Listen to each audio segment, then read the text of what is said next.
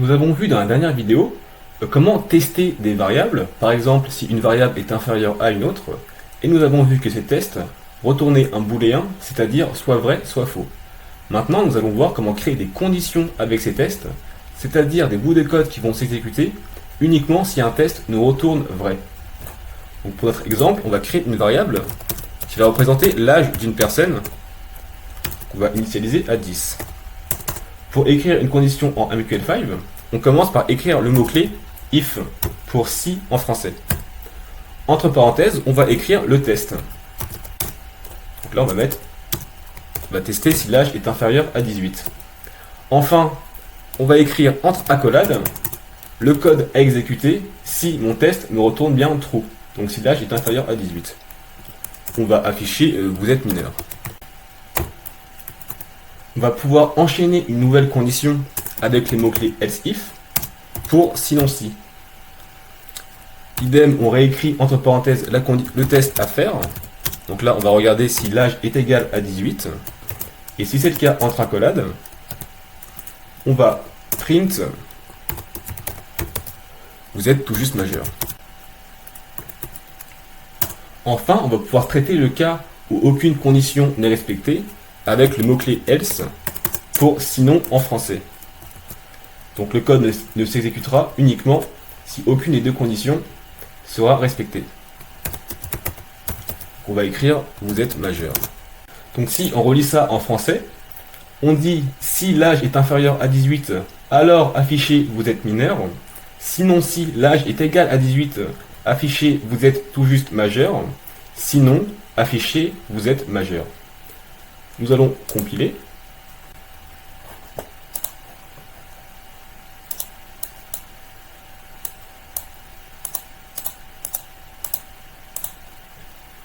Donc je vous rappelle, l'âge était bien à 10. Donc là, on nous affiche vous êtes mineur. Si on modifie l'âge et on le met à 19, on a bien vous êtes majeur. Nous pouvons imbriquer des tests dans une condition. Par exemple, si on crée une nouvelle variable, on va créer un char qui va représenter le sexe d'une personne. Eh bien, on va pouvoir exécuter du code si l'âge respecte une condition et si le sexe respecte une condition. On pourra aussi exécuter un bout de code si l'âge respecte une condition ou si le sexe respecte une condition. Donc, on va commencer par le et. Donc on commence en écrivant notre mot-clé if, puis on enchaîne la première condition si l'âge est inférieur à 18, et pour exprimer le mot et, ça va être avec deux esperluettes. Et on va tester si le sexe est égal à h.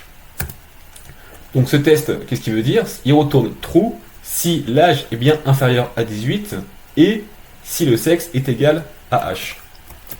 Et dans ce cas, on va vouloir afficher vous êtes mineur et vous êtes un homme mineur.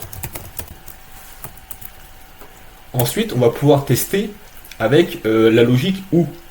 Par exemple, si on recrée un nouveau test et on teste si l'âge est bien inférieur à 18 ou avec deux traits verticales si le sexe est égal à h. Alors ce test, comment il se lit? Il exécutera le code entre les accolades si l'âge est inférieur à 18 ou si le sexe est égal à h. Donc là, on va afficher le message, vous êtes soit mineur, soit un homme. Enfin, on va finir si aucune de ces conditions n'est respectée, c'est que c'est une femme majeure.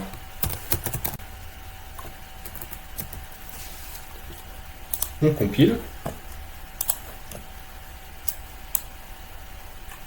Donc l'âge est à 19 et le sexe est à H.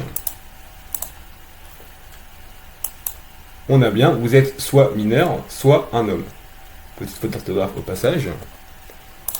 Si on change notre sexe, on a bien, vous êtes une femme majeure. Enfin, si je baisse mon âge en dessous de 18 et je remets le sexe à homme, on a bien, vous êtes un homme mineur.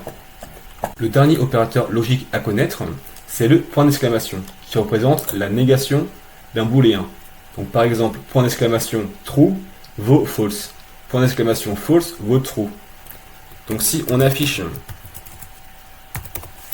la négation du test âge est inférieur à 18,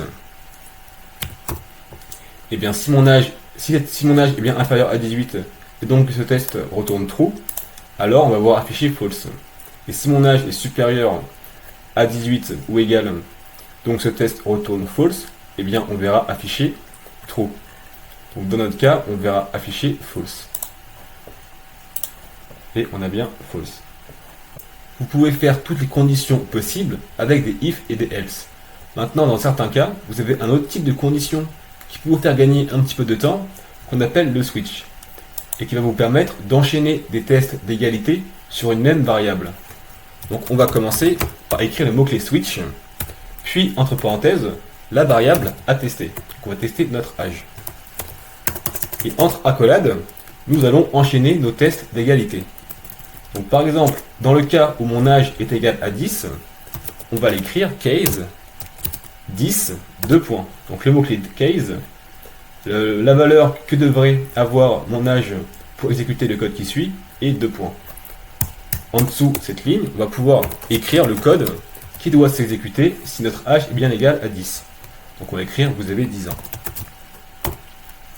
Pour signaler au programme que votre test d'égalité est bien respecté et que vous n'avez plus à tester des autres cas, on va écrire le mot-clé break qui va nous sortir du switch. On va pouvoir faire un nouveau cas, le cas où l'âge est égal à 18, en écrivant le mot-clé case 18, 2 points. Ensuite, on affiche le message qu'on veut si cette condition est respectée. En l'occurrence, vous avez 18 ans. On n'oublie pas le mot-clé break. Et enfin, dans la continuité du mot-clé else, vous avez le mot-clé default dans le cas d'un switch qui va exécuter le code si aucun des cas n'est respecté. Donc, on va écrire vous n'avez ni 10 ans ni 18 ans.